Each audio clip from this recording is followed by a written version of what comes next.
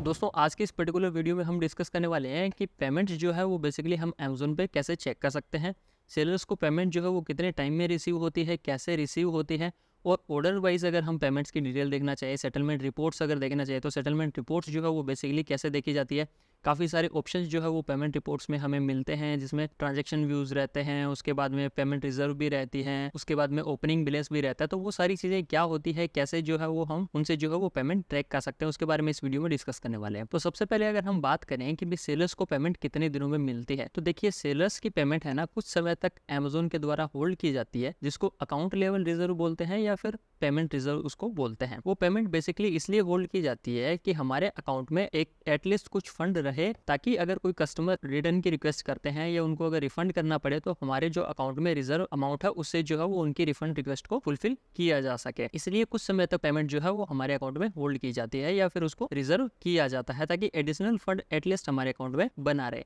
अब पेमेंट जो है वो कितने टाइम के लिए होल्ड की जाती है सेलर्स की, तो यहाँ पे अगर हम देखेंगे तो पेमेंट जो है ना वो ऑर्डर की एस्टिमेटेड डिलीवरी डेट या फिर एक्चुअल डिलीवरी डेट, दोनों में से जो भी पहले है, या तो ऑर्डर की एस्टिमेटेड डिलीवरी डेट या फिर ऑर्डर की एक्चुअल डिलीवरी डेट, उन दोनों में से जो भी डेट पहले होती है उसके बाद में कुछ दिनों के लिए होल्ड की जाती है। अब वो कुछ दिन कितने होते हैं ये डिपेंड करता है हमारे अकाउंट के स्टेप लेवल के ऊपर। तो जैसे अगर हम यहाँ पे देखेंगे तो अगर हमारा स्टेप लेवल प्रीमियम है तो 3 दिन के लिए, अगर स्टैंडर्ड है तो 7 दिन के लिए, और एडवांस है तो भी 7 दिन के लिए, और बेसिक है तो 10 दिन के लिए। तो बेसिकली होता क्या है कि जब भी हमें ऑर्डर रिसीव होता है तो उस ऑर्डर की एक्चुअल डिलीवरी डेट या फिर एस्टिमेटेड डिलीवरी डेट, उसमें से जो भी पहले होता है उस डेट के बाद में हमारे स्टेप लेवल के अकॉर्डिंग जो भी हमारा पेमेंट का रिजर्व पीरियड है उतने दिनों के लिए हमारी पेमेंट जो है वो रिजर्व की जाती है। जैसे कि मैं आपको यहाँ पे अगर एक एग्जाम्पल से बताऊं, जैसे मान लीजिए 1 जनवरी को जो है वो हमें कोई ऑर्डर रिसीव हुआ है, ठीक है। उसके बाद में उस ऑर्डर की एस्टिमेटेड जो डिलीवरी डेट है वो 6 जनवरी की है, मतलब 6 तारीख को जो है वो ऑर्डर उन्हें डिलीवर होना है। अब 6 तारीख को एस्टिमेटेड डिलीवरी डेट के बाद में हमारा जो भी अकाउंट लेवल है, जैसे कि मान लीजिए हमारा अकाउंट लेवल है अभी स्टैंडर्ड में या फिर एडवांस्ड में, तो स्टैंडर्ड और एडवांस के लिए जो है वो 7 दिन का रिजर्व पीरियड रहता है। तो 6 तारीख के बाद में 7 दिन तक पेमेंट जो है वो रिजर्व रहेगी, मतलब कि 13 तारीख तक जो है वो रिजर्व रहेगी। 14 तारीख को जो है वो फंड हमारा अवेलेबल हो जाएगा ट्रांसफर के लिए। अब उसके बाद में क्या होगा कि या तो फंड जो है वो नेक्स्ट सेटलमेंट डेट को जो है वो ऑटोमेटिकली ट्रांसफर कर दिया जाएगा। अगर हम सेटलमेंट डेट तक वेट नहीं करते हैं तो हम जो है वो पहले भी उसको विड्रॉल करवा सकते हैं, हमें रिक्वेस्ट ट्रांसफर का ऑप्शन मिल जाता है हमारे सेलर सेंट्रल अकाउंट में। तो एस्टिमेटेड डिलीवरी डेट के बाद में पेमेंट रिजर्व पीरियड रहता है, और उस रिजर्व पीरियड के बाद में नेक्स्ट सेटलमेंट डेट जो भी रहती है उसको जो है वो सेटल्ड कर दिया जाता है। अगर हम चाहें तो हमारे अकाउंट से हम ट्रांसफर नाउ पे क्लिक करके भी जो है वो उसको ट्रांसफर अपने अकाउंट में करवा सकते हैं। तो ये जो है वो बेसिकली पेमेंट रिजर्व पीरियड रहता है, इतने टाइम के लिए जो है वो पेमेंट रिजर्व रहती है हमारे अमेज़न के सेलर सेंट्रल अकाउंट में। अब बात करते हैं कि अमेज़न पे जो है वो हम पेमेंट्स कैसे चेक कर सकते हैं, पेमेंट डैशबोर्ड जो है वो बेसिकली हम कैसे देख सकते हैं। तो देखिए पेमेंट चेक करने के लिए हमें सिंपली हमारे अमेज़न के सेलर सेंट्रल अकाउंट में जाना पड़ता है। सेलर सेंट्रल अकाउंट में जाने के बाद में अगर हम यहाँ पे देखें तो रिपोर्ट्स में जो है वो हमें पेमेंट का ऑप्शन मिलता है। हम सिंपली जो है वो पेमेंट वाले ऑप्शन पे क्लिक करेंगे तो देखिए ये हमारे सामने ना पेमेंट डैशबोर्ड ओपन हो गया। यहाँ पे अगर हम देखेंगे तो statement view, transaction view, all statements, disbursement, date range report, काफ़ी सारे ऑप्शंस जो है वो हमें मिलते हैं। तो 1 बाय 1 हम चेक करेंगे भी कौन से ऑप्शन में हमें क्या इन्फॉर्मेशन जो है वो मिलेगी। तो यहाँ पे देखिए सबसे पहले ना इलेक्ट्रॉनिक ट्रांजैक्शंस और सीओडी ट्रांजैक्शंस दोनों अलग अलग दिखा रहे हैं। मैं आपको बता देना चाहता हूँ कि अमेज़न में जब भी हम पेमेंट डिटेल्स चेक करते हैं तो हमें इलेक्ट्रॉनिक ट्रांजैक्शंस की डिटेल जो है वो अलग दिखाई जाएगी, और सीओडी जो ट्रांजैक्शंस है उनकी डिटेल जो है वो अलग दिखाई जाएगी। इवन हमारे बैंक अकाउंट में भी जब अमेज़न की तरफ से पेमेंट आती है तो इलेक्ट्रॉनिक ट्रांजैक्शंस की पेमेंट जो है वो अलग आएगी, और सीओडी ट्रांजैक्शंस की जो पेमेंट है वो अलग आएगी। अब यहाँ पे इसके सामने देखिए टोटल बैलेंस बता रहा है। टोटल बैलेंस दोस्तों वो बैलेंस है जो हमारा अमेज़न में अभी तक बाकी है, मतलब कि हमें मिलना बाकी है। तो यहाँ पे देखिए इलेक्ट्रॉनिक ट्रांजैक्शंस के 2943 रुपये कुछ बाकी है, और सीओडी ट्रांजैक्शन के 1110 रुपये कुछ बाकी है। मतलब कि ये वो अमाउंट है जिसमें सेल में से अपना कमीशन वगैरह जो काट के, रिफंड वगैरह काट के, जो रिमेनिंग अमाउंट अभी तक का अमेज़न में हमारा पेंडिंग है वो 4054 रुपये अभी अमेज़न से हमें जो है वो आने बाकी है, यहाँ पे दिखाता है। और ऑल अकाउंट मतलब दोनों का मिला के जो है वो यहाँ पे दिखा रहा है, इलेक्ट्रॉनिक हो गया, सीओडी हो गया, और उसके बाद में टोटल हो गया। डिटेल में आपको समझ में आ जाएगा धीरे धीरे, जैसे आप कंप्लीट वीडियो देखेंगे वैसे आपको सारी चीजें जो क्लियर हो जाएगी। अब हम चलते हैं सीधा नीचे, देखिए यहाँ पे अकाउंट टाइप हम सेलेक्ट कर सकते हैं इलेक्ट्रॉनिक ट्रांजैक्शन के लिए और सीओडी ट्रांजैक्शंस के लिए, दोनों अलग अलग जो है वो हमें यहाँ पे दिखा रहा है। जैसे मैंने आपको पहले ही बताया था दोनों ट्रांजैक्शंस जो है वो अलग अलग दिखाते हैं। तो यहाँ से हम सेलेक्ट कर सकते हैं कि भाई कौन से ट्रांजैक्शन जो है वो हमें देखने हैं। तो यहाँ से हम अकाउंट टाइप सेलेक्ट कर सकते हैं। फिर रहता है दोस्तों settlement period. Settlement period basically 7 दिन का रहता है बाय डिफॉल्ट। वीकली जो है वो अमेज़न पेमेंट सेटल करता है। जैसे यहाँ पे देखिए 10 तारीख से लेकर 17 तारीख तक, 17 तारीख से लेकर 24 तारीख तक, तो 7 दिन का सेटलमेंट पीरियड रहता है। अगर मैं इसके ऊपर आपको क्लिक करके दिखाऊं तो यहाँ पे देखिए 10 तारीख से 17 तारीख के बीच में जितने भी ट्रांजेक्शन हुए हैं, जो भी सेल्स हुई है और जो भी एक्सपेंसेस लगे हैं, वो काट के टोटल जो है वो 471 रुपये सेटलमेंट पीरियड जब खत्म होता है, जैसे मान लीजिए सेटलमेंट पीरियड 17 तारीख को खत्म हुआ, तो 17 तारीख को जो है वो ये नेट प्रोसीड अपना 471 रुपये हो गया। इसके बारे में भी बात करेंगे, तो आप पूरा वीडियो देखेंगे तो आपको क्लियर हो जाएगी धीरे धीरे सारी चीज़ें। सेटलमेंट पीरियड बेसिकली 7 दिन का रहता है बाय डिफॉल्ट, लेकिन अगर हम बीच में कहीं पे विड्रॉल कर लेते हैं, जैसे मान लीजिए यहाँ पे सेटलमेंट पीरियड आप देखेंगे ना, तो 18 से 19 मतलब एक ही दिन का दिखा रहा है। ये एक दिन का इसलिए दिखा रहा है, यहाँ पे पिछला सेटलमेंट पीरियड 18 को खत्म हुआ, फिर नेक्स्ट जो है वो 18 से वापस शुरू हुआ। तो जैसे ही 19 तारीख हुई तो हमारे अकाउंट में ना कुछ फंड जो है वो अवेलेबल हो गया था विड्रॉल के लिए। तो जैसे ही सेलर ने रिक्वेस्ट पेमेंट पे क्लिक की तो वो जो पेमेंट है वो आगे और सेटलमेंट पीरियड जो है वो वहीं से आगे शुरू हो गया। तो देखिए यहाँ से 19 से शुरू हो गया, फिर 20 तारीख को छोड़ के 21 को फिर फंड अवेलेबल हुआ विड्रॉल के लिए। सेलर ने जैसे रिक्वेस्ट पेमेंट पे क्लिक की, पेमेंट जो है वो आगे और सेटलमेंट पीरियड जो है वो उससे आगे शुरू हो गया। तो अभी जो सेटलमेंट पीरियड चल रहा है ना वो 21/4 से चल रहा है, मतलब 21 तारीख से लेके प्रेजेंट, मतलब अभी तक ओपन ही है। जब इसको 7 दिन कंप्लीट हो जाएंगे तो ये 7 दिन का एक सेटलमेंट पीरियड हो जाएगा और जो भी अमाउंट होगा वो ऑटोमेटिक हमारे बैंक अकाउंट में ट्रांसफर कर दिया जाएगा अगर पॉजिटिव बैलेंस रहता है। तो उससे पहले अगर यहाँ पे फंड अवेलेबल हो जाता है विड्रॉल करने के लिए तो हम रिक्वेस्ट पेमेंट पे क्लिक करके भी जो अपना फंड है वो विड्रॉल कर सकते हैं। तो ये सेटलमेंट पीरियड रहता है, बेसिकली 7 दिन का होता है, लेकिन अगर हम इसमें बीच में विड्रॉल इसको कर लेते हैं तो सेटलमेंट पीरियड वहाँ पे क्लोज हो जाता है और फिर वहीं से जो है वो नेक्स्ट सेटलमेंट पीरियड शुरू हो जाता है। अब यहाँ पे आते देखिए ये क्या चीज़ें हैं यहाँ पे हमें जो दिखा रखी है। अब यहाँ पे आता है दोस्तों नेट प्रोसीड। अभी नेट प्रोसीड जो है वो इस सेटलमेंट पीरियड का, मतलब यहाँ पे जो दिखा रहा है ना सेटलमेंट पीरियड 21/4/2022 से प्रेजेंट जो भी चल रहा है उसका नेट प्रोसीड 92.54 रुपीज़ है। मतलब कि इस सेटलमेंट पीरियड के हिसाब से आज तक के हिसाब से 92 रुपये जो है वो हमें मिलेंगे। 92 रुपये जो है वो हमारे बाकी है, अमेजोन से आने जो है वो बाकी है। तो वो किस तरीके से बाकी है ये हमें नीचे पता चलेगा। तो देखिए सबसे पहले आता है यहाँ पे opening balance. Opening balance basically जो बैलेंस कैरी फॉरवर्ड होता है, मैंने जैसे आपको पहले बताया था कि भी अकाउंट लेवल रिजर्व अमेजोन जो है वो कुछ पैसा रिजर्व करके रखता है। तो लास्ट सेटलमेंट पीरियड में जो भी हमारा बैलेंस बकाया रहता है, जिस भी बैलेंस पे रिजर्व रहता है, वो अगले सेटलमेंट पीरियड का ओपनिंग बैलेंस बन जाता है। जैसे कि मैं आपको यहाँ पे दिखाता हूँ, जैसे पहला सेटलमेंट, तो सबसे पहले ये 10/3 से 17/3 के बीच का सेटलमेंट देखा तो यहाँ पे देखिए 1068 रुपये जो अपने अकाउंट लेवल रिजर्व में है ना, वो इसके अगले सेटलमेंट पीरियड में ओपनिंग बैलेंस हो गया। अगर मैं यहाँ पे आपको दिखाऊँ तो यहाँ पे देखिए 2508 रुपये और 37 पैसे जो है वो अकाउंट लेवल रिजर्व था लास्ट सेटलमेंट पीरियड में। और अगर मैं यहाँ पे आपको दिखाऊँ तो ये देखिए 2508 रुपये 37 पैसे जो है वो ओपनिंग बैलेंस हो गया। Opening balance basically carry forward होता रहता है, जो बैलेंस हमारा नहीं आया या फिर जो बैलेंस हमारा अमेजोन ने होल्ड करके रखा हुआ है वो अगले सेटलमेंट में कैरी फॉरवर्ड हो गया। मतलब इतना बैलेंस तो अपना पहले से ही बाकी था अमेजोन में, जो अभी ओपनिंग बैलेंस में आ गया है। अब बात करते हैं सेल्स की। तो सेल्स का मतलब होता है कि भाई इस सेटलमेंट पीरियड के दौरान अभी तक जो ओवरऑल सेल्स हुई है वो यहाँ पे दिखाता है। मतलब कि अभी जो है 21/4 से लेके अब तक जो है वो 2990 रुपये की टोटल सेल हुई है। यहाँ से देखिए इसकी ब्रांचेस निकल रही है जहाँ से हम डिटेल में देख सकते हैं कि प्रोडक्ट चार्जेस क्या है, टैक्स क्या है, शिपिंग क्या है। तो ये टोटल जो है वो सेल में आता है। टोटल इतने की जो सेल्स है वो हुई है। उसके बाद में यहाँ पे देखिए दिखाता है हमें रिफंड। तो 1412 रुपये और 41 पैसे जो है वो अमेजोन की तरफ से रिफंड किया गया है कस्टमर को, जो हमारे यहाँ पे माइनस हो गए। यहाँ से भी देखिए ब्रांचेस निकल रही है। तो टोटल देखिए 1743 रुपये की सेल जो है वो रिफंड हुई थी, जिसमें से 330 रुपये का हमें कुछ रिबेट मिला, शायद कोई कमीशन वगैरह जो अमेजोन ने नहीं चार्जेस किया हो, तो वो चीज़ है। तो इसमें से अगर हम ये माइनस करेंगे तो टोटल जो है वो 1412.41 आएगा। तो 1412.41 रुपये जो है वो ये मोटा मोटी हम बात करें तो ये जो है वो हमारे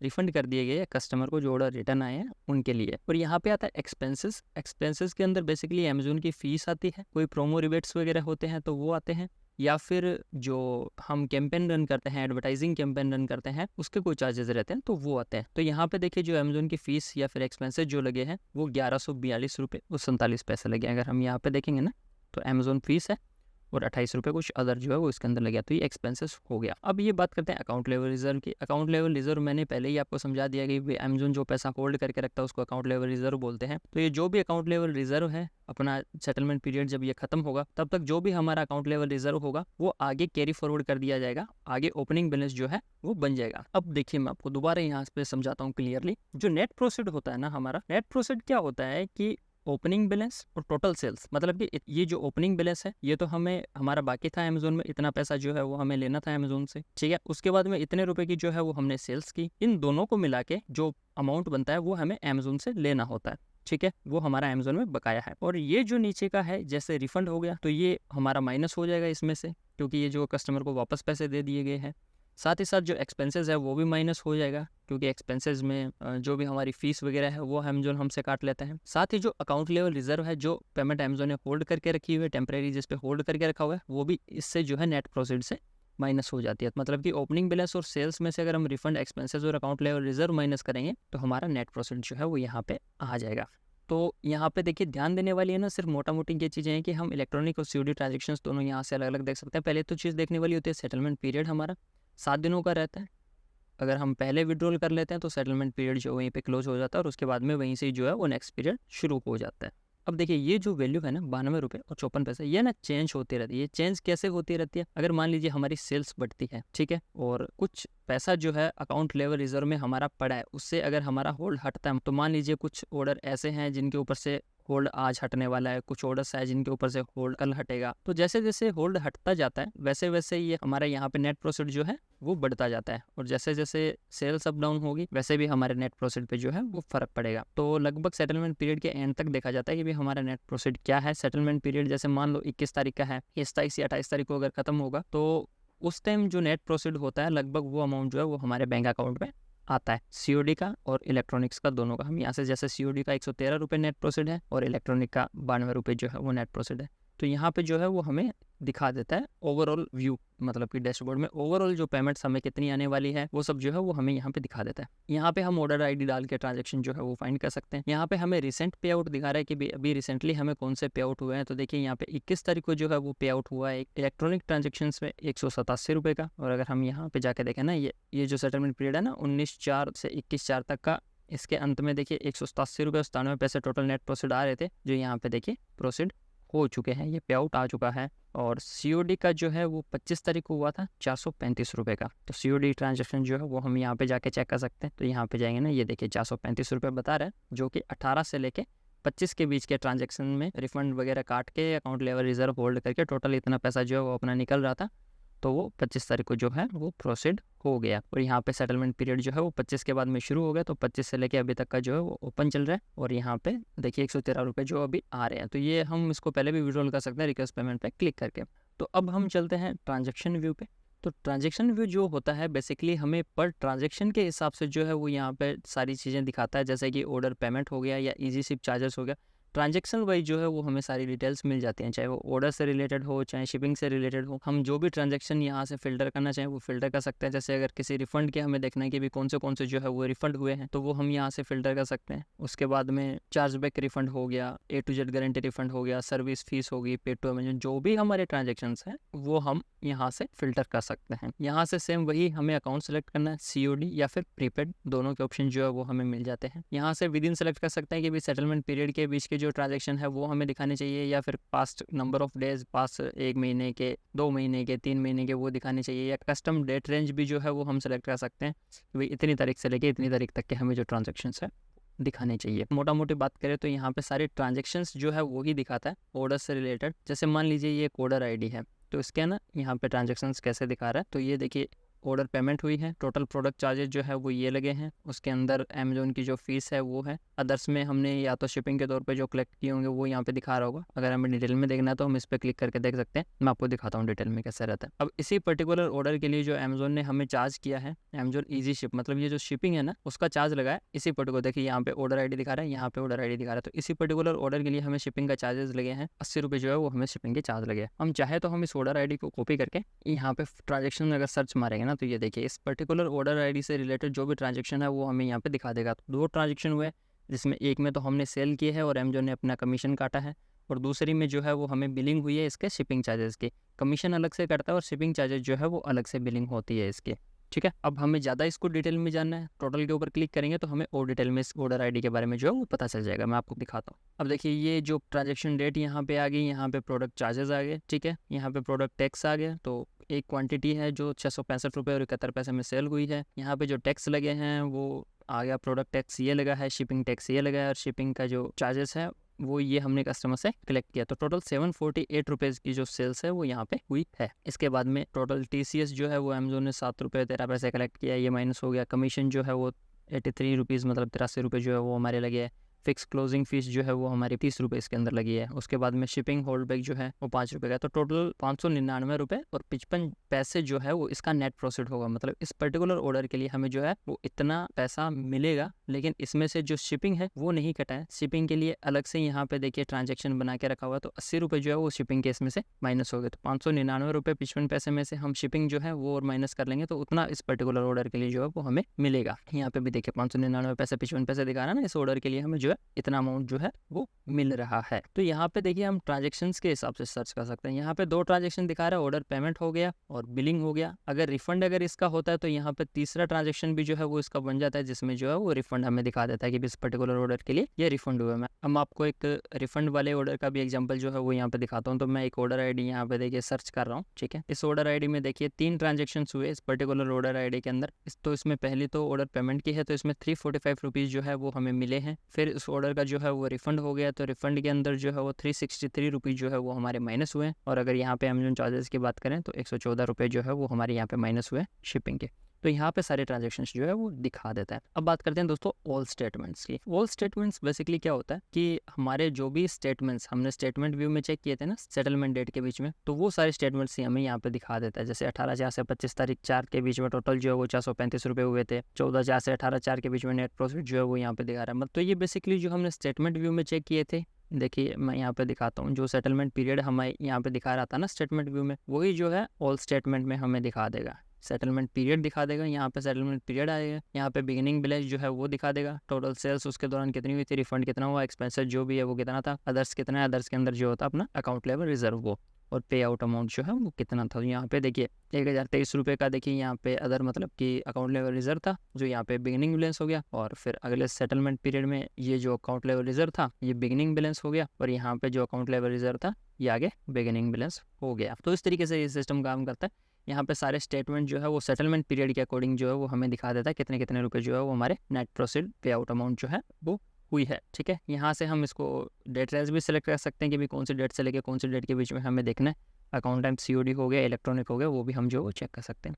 उसके बाद में आता है डिसबर्समेंट। डिसबर्समेंट बेसिकली क्या होता है कि भाई जब अमेजोन पेमेंट हमारी रिलीज कर देता है तो उसकी जो प्रोसेस है वो यहाँ पे दिखाता है। सेम वही ऑप्शन मिलता है COD इलेक्ट्रॉनिक्स का हमें यहाँ पे सेलेक्ट करने का। डेट रेंज के अकॉर्डिंग भी जो है वो हम यहाँ पे सेलेक्ट कर सकते हैं। यहाँ पे बेसिकली क्या होता है कि बैंक से कंफर्मेशन देखते हैं वो कि भाई पेमेंट जो है वो हमारा बैंक में डिपॉजिट हो गया है कि नहीं हो गया। तो देखिए यहाँ पे अगर हमें दिखाएगा ना तो शेड्यूल पे आउट जो है वो 25 तारीख को हुआ था। 25 तारीख को हमारा अमाउंट जो है वो प्रोसेस हो गया, 25 तारीख को ही बैंक में पैसा भेज दिया गया और एक्नोलेज बाय बैंक, बैंक ने जो है वो इसको एक्नोलेज कर दिया और टोटल पे अमाउंट जो है 435 रुपये हमारे ट्रांसफ़र हो चुके हैं।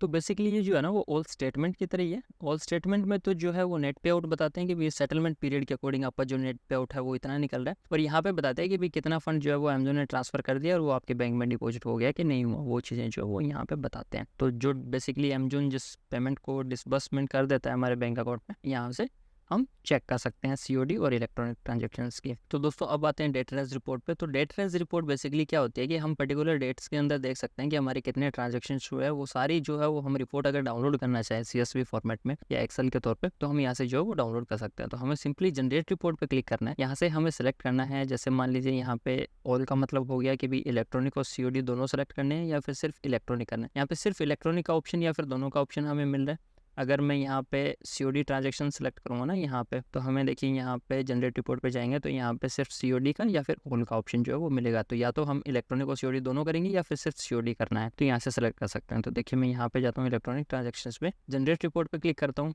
यहाँ पे मैं आके इलेक्ट्रॉनिक ट्रांजेक्शन सेलेक्ट करता हूँ, मंथ सेलेक्ट करता हूँ मार्च 2022 और जनरेट पे क्लिक कर देता हूँ। जैसे ही मैं ट्रांजेक्शन रिपोर्ट पे क्लिक करूँगा ये थोड़ा सा टाइम लगेगा हमें, और उसके बाद में जो है वो हमारी रिपोर्ट डाउनलोड के लिए अवेलेबल हो जाएगी। तो देखिए अभी रिपोर्ट जो है वो इन प्रोग्रेस बता रही है, रिपोर्ट जनरेट हो रही है, और ये देखिए हमारी रिपोर्ट जो है वो जनरेट हो चुकी है। जब हम डाउनलोड पे क्लिक करेंगे तो हमारी रिपोर्ट्स जो है वो डाउनलोड हो जाएगी। अब इस रिपोर्ट्स में हमें क्या क्या ऑप्शन मिलते हैं वो हम यहाँ पे देखते हैं। तो यहाँ पे अगर आप देखेंगे ना तो रिपोर्ट्स में हमें जो कॉलम्स मिल रहे हैं उसके अंदर देखिए डेट और टाइम मिल रहे हैं, सेटलमेंट ID मिल रही है, टाइप्स मिल रहा है, ट्रांजेक्शन टाइप्स क्या है, जैसे मान लो शिपिंग सर्विस है, ऑर्डर हो गया, वो order ID, SKU, description, quantity, market place, fulfilment by, order city, order date, सारी डिटेल्स जो है वो हमें, टोटल सेल्स क्या है, TCS जो है वो हमारा कितना है, IGST कितना है, GST कितना है, CGST कितना है, सेलिंग फीस जो है वो अमेजोन ने क्या चार्ज किया था, ट्रांजेक्शन फीस क्या है, वो सारी रिपोर्ट्स जो है वो हमें यहाँ पे मिल जाती है। तो यहाँ से हम जो है वो रिपोर्ट्स अपनी डाउनलोड कर सकते हैं पर्टिकुलर डेट रेंज के बीच में हमारी पेमेंट रिकॉन्सिलेशन के लिए, ये चेक करने के लिए कि भी हमारे जितने भी ऑर्डर्स हैं उनके ऊपर हमें सही तरीके से पेमेंट्स मिली है या नहीं मिली, सारा जब हम एक साथ चेक करना चाहे तो हम जो है वो यहाँ से रिपोर्ट जनरेट करके चेक कर सकते हैं। बेसिकली हमारा पेमेंट रिकॉन्सिलेशन जो है वो हम यहाँ से कर सकते हैं। तो देखिए यहाँ पे एडवर्टाइजिंग इनवॉइस हिस्ट्री आती है, जो हम एडवर्टाइजिंग करते हैं उसकी इनवॉइस अगर कुछ रहती है तो वो यहाँ पे हमें दिखा देता है। अगर मैं मोटा मोटी आपको यहाँ पे बताऊँ तो देखिए पेमेंट डैशबोर्ड के अंदर हमारा स्टेटमेंट व्यू आता है जिसमें ओवरऑल व्यू हमें दिखा देता है। ये टोटल बैलेंस होता है जो हमारा अमेज़न से आना बाकी है। नेट प्रोसीड में जो हमारा ये सेटलमेंट है इसके हिसाब से ये नेट प्रोसीड होना बाकी है। जब तक सेटलमेंट पीरियड खत्म नहीं हो जाता तब तक ये नेट प्रोसीड जो है वो चेंज होता रहता है, क्योंकि कोई रिफंड लगते रहते हैं, कोई चार्जेस जो है वो लगते रहते हैं, या फिर किन्हीं ऑर्डर्स से जो है वो अकाउंट लेवल रिजर्व हटता रहता है। तो सेटलमेंट पीरियड के खत्म होने तक जो है वो नेट प्रोसीड में थोड़ा बहुत चेंजेस आता रहता है। ट्रांजेक्शन व्यू में हमें हमारे ऑर्डर्स की सारी रिपोर्ट ट्रांजेक्शन वाइज जो है वो दिखा देता है। ऑल स्टेटमेंट्स की बात करें तो सभी सेटलमेंट पीरियड जो है वो हमें बता देते हैं यहाँ पे कौन सा सेटलमेंट पीरियड था और उसके अकॉर्डिंग जो है वो कितना बना टोटल पे आउट अमाउंट जो है वो बना था। डिसबर्समेंट की बात करें तो अमेज़न ने कितना अमाउंट जो है वो डिसबर्स कर दिया है, कितने पैसे जो है वो हमारे बैंक में ट्रांसफर कर दिए हैं वो हमें डिसबर्समेंट में मिल जाएगा और यहाँ से पे आउट स्टेटस भी आ जाएगा। यहाँ पे देखिए 187 रुपये जो है वो डन हो गए, यहाँ पे 568 रुपये जो वो डन हो गए। तो यहाँ से हमें डिटेल्स भी मिल जाती है। देखिए पे आउट जो वो यहाँ पे कैंसिल हुआ है, तो यहाँ से अगर कुछ फेल्ड भी रहता है तो वो हमें यहाँ पे लिखा जाता है कि भाई आपका पे आउट जो है वो फेल्ड हुआ है। तो इस तरीके से हम अपने अकाउंट्स में जो पेमेंट्स हैं वो चेक कर सकते हैं। तो उम्मीद करता हूँ पेमेंट से रिलेटेड ये वीडियो, ये इन्फॉर्मेशन आपके लिए हेल्पफुल रही होगी। बाकी ई कॉमर्स से रिलेटेड वीडियोस के लिए आप जुड़े रहिए हमारे चैनल के साथ में। इस वीडियो को देखने के लिए आपका बहुत बहुत धन्यवाद।